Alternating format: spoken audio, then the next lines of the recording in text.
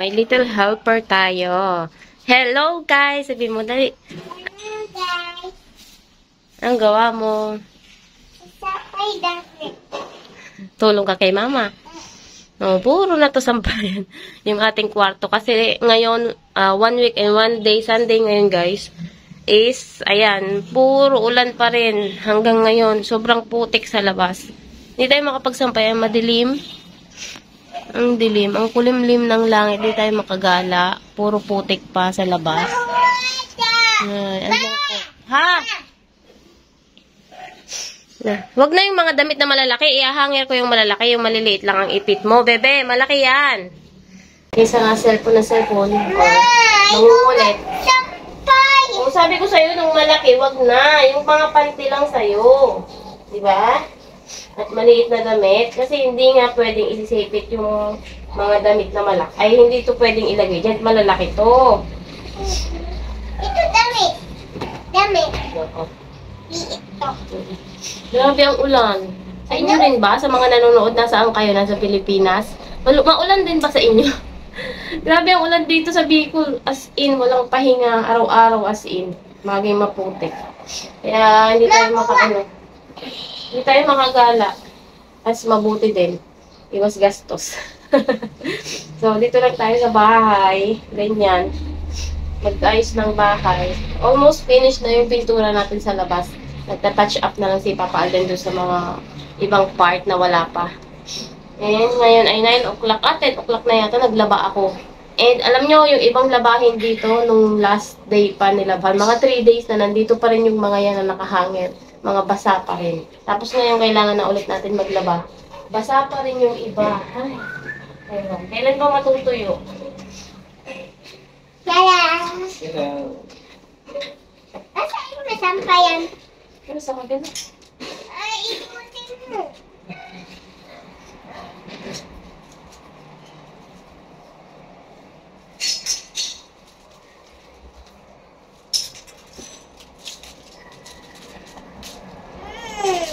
Ayan. Anong kabot? Kasi ang baba ng upuan mo. Oh, bilis. Maganda siguro yung yung sahong ko kasi, yung sa amo ko, yung pangtuyo ng sinampay, yung machine, ilalagay mo lang, dapat sarado lahat yung kwarto, yung pintuan, bintana, tapos nalagay mo lahat ng sinampay, tapos 3 hours lang tuyo na yung mga damit. Na kaya makakabili nun, meron ba dito sa Pilipinas? At saka, dapat meron ka nun dito sa Pilipinas talaga kasi humid, yung nagkaka-moist, nagkaka-molds, amang. So, kailangan may ganon. Pag may ganon ka, di kahit ilang oras mo lang buksan sa isang araw or pag humid, bubuksan mo yun para hindi ganito na nagkakaamag, nagkakamold sa loob ng bahay. Ang hirap. Ang hirap maglinis ng mga molds. Ayan o, dito hindi pa nalilinis. Sa akin makakabili ng gano'n, yung dehumidifier ba ang tawag? Oo nga, dehumidifier. Malaking machine yun yung sa amo ko. Baka dito sa Pilipinas may maliit lang na machine. Sa wakas nga guys, itong pinakaiintay ko ay dumating na. In-order ko to guys dun sa Orange app sa Shopee. Alam nyo, inabot siya ng almost 1 week bago dumating. Ang tagal. Kala ko nga ay hindi aabot ng Pasko. Buti na lang ngayon ay ano pa lang bang araw ngayon? Linggo. Before Christmas, 3 days before Christmas ay dumating din. Ang binayaran ko dito ay 3,100. Kasi pang 5 bintana na siya. Mura lang naman, ang isang piraso niya ay 175 lang. Isang bintana kasi ay 3 piraso. Para yung may design ba, mamaya makikita niyo super ganda nito guys. And maganda rin yung quality niya.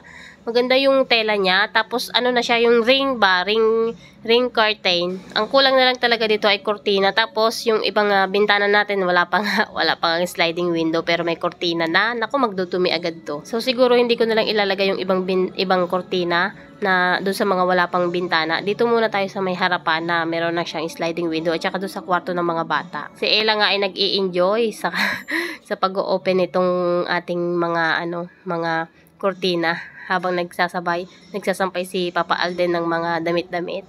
Aba, ay ang haba pala itong na-order ko. Hanggang sahig pala guys. So, kailangan nating itaas yung hook ng pagsasabitan nitong ating kortina dahil abot talaga dun sa sahig. Ayan, napakahaba oh.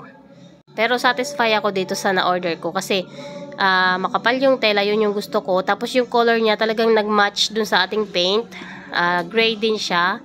I love talaga ng color ng gray, guys. Kaya, ayun, natuwa talaga ako dito sa resulta nito.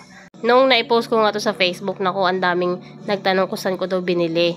So, ayan, ipinost natin yung sa Shopee nga. Tapos yung account. Grabe, super grabe talaga. Ang ganda, bagay na bagay. Yung, ano niya, itsura niya dito sa loob. Pag pinicturean mo, sobrang perfect combination nung kurtina. Tapos yung paint natin sa loob ng bahay. Kulang pa nga lang kami nitong sabitan ng kurtina, yung bilog na yan na mahaba, stainless. Naghahanap nga kami sa mga hardware. Wala kaming makita na malaki-laki. Siguro dun sa bayan talaga, sa city talaga. Pero syempre mahal din sigurado yun. Yung lagayan ng kurtina na yun. Yung curtain rod. So ito kasi ay ano lang, stainless na tubo lang. Tapos hindi pa kaya kasi mabigat itong kurtina na to, guys, dahil makapal nga, sabi ko sa inyo. So, pag nilagay natin ito dito, tapos sinabit doon, parang umaano yung, hindi pantay yung curtain rod na to. Mabigat talaga siya, guys. Makapal talaga kasi, tapos sobrang haba niya. Pero, maghahanap na lang ulit tayo kapag nakapunta tayo ng bayan para mapalitan itong mga sabitan ng kurtina. Pati dun sa kwarto nila, Kiel. Kulang pa nga din ng sliding window natin. Madami pa. 1, 2, 3. 5 pa, guys. Bali, 3 ganitong size sa harapan, tapos 2 na maliit sa kusina. Yung pa yung papalagyan natin ng sliding window. At saka, meron pa din tayong ipapagawa na tiles sa loob ng kwarto namin. At saka, kwarto ni Jillian. Hindi pa rin yun tiles. Tapos yung CR namin sa kwarto namin. So, madami pa talaga, guys. Kailangan ko pa talagang bumalik ng Hong Kong para maipatapos yung mga yun. So, ito na siya. Medyo madilim sa cellphone ko, pero iba yung cellphone na gamit kasi dito 2 ang ginagawa kong vlog, guys. Meron tayo sa pang Facebook yung cellphone ko, tapos ito naman kay Jillian tong cellphone na ginagamit namin pang vlog para naman sa YouTube. Ayan. Nandun pala si Ella nagtatago sa likod ng kortina. Hindi ko napansin. Pero ang ganda, diba? Tingnan nyo naman. Oh. Wow! Oo. Ba't kaya? Wala na daw previous eh. Ang ganda. O, diba? So, ganda. Bagay na bagay din sa nabili natin. Bagay sa pintura.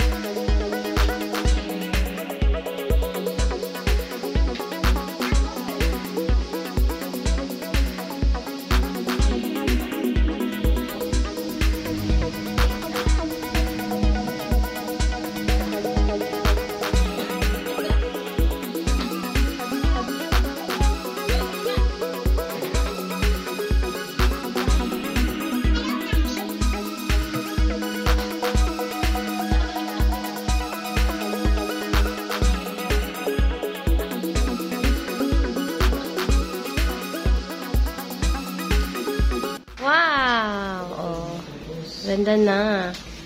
Medyo tataasan pala natin itong sabitan. Doon natin lalagay. Para hindi siya sasayad. Bumili kami kanina nitong tinapay.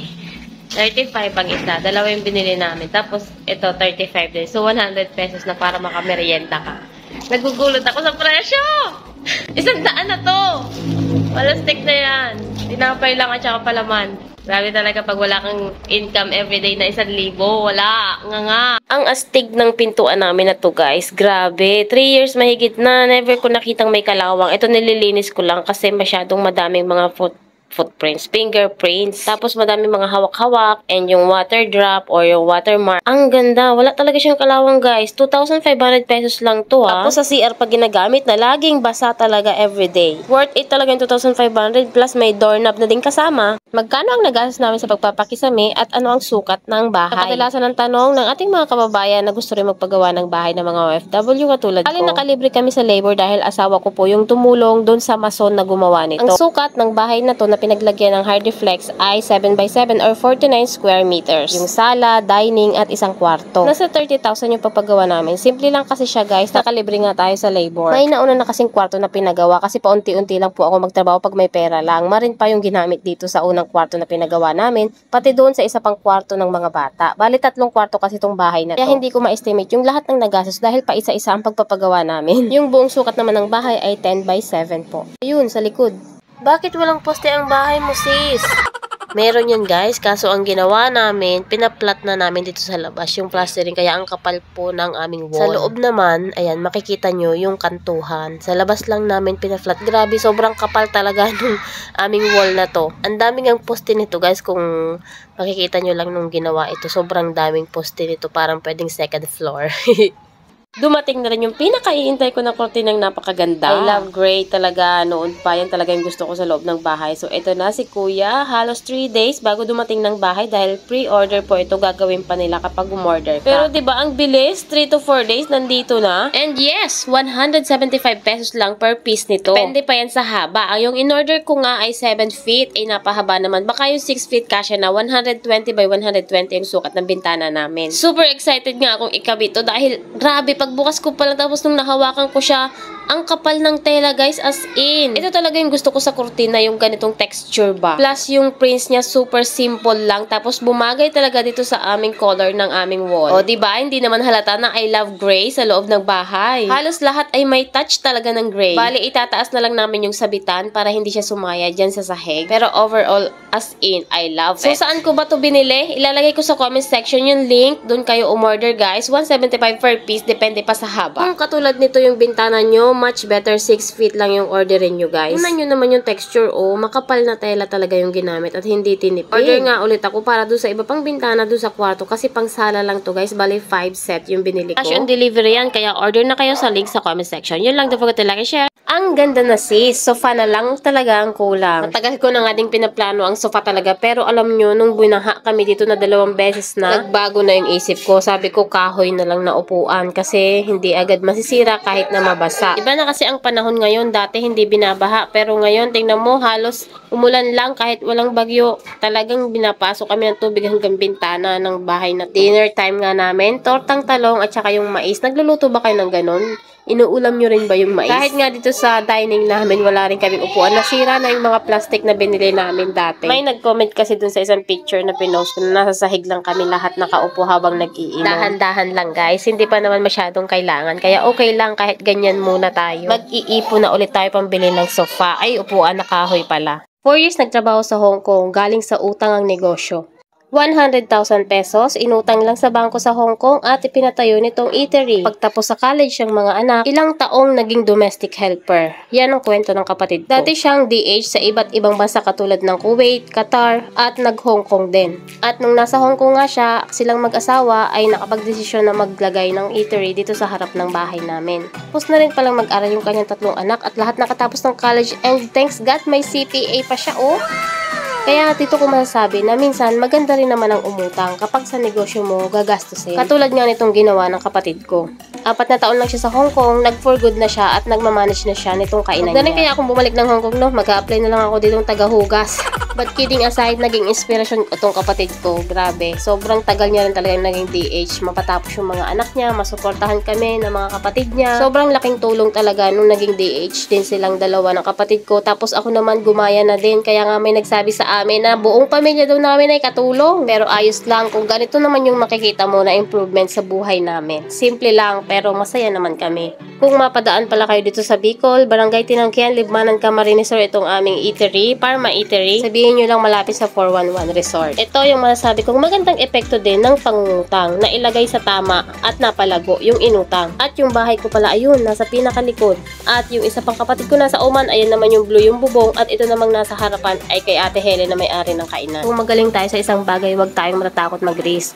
Kasi mas maganda pa rin mamuhay na kasama mo yung mga anak mo na sa sarili mong bansa ikaw. Huwag tayong magtatagal masyado sa ibang bansa kasi kawawa talaga yung mga anak natin na hindi tayo nakakasama. Mag-isip tayo ng kung ano ang pwede nating mainegosyo sa mga lugar natin. Kaya yan din yung nilulook forward ko, yung pagnenegosyo kung ano bang maganda para hindi na rin ako kailangang umalis. Yun lang for this video. Sana na-inspire kayo. Don't forget to like and share.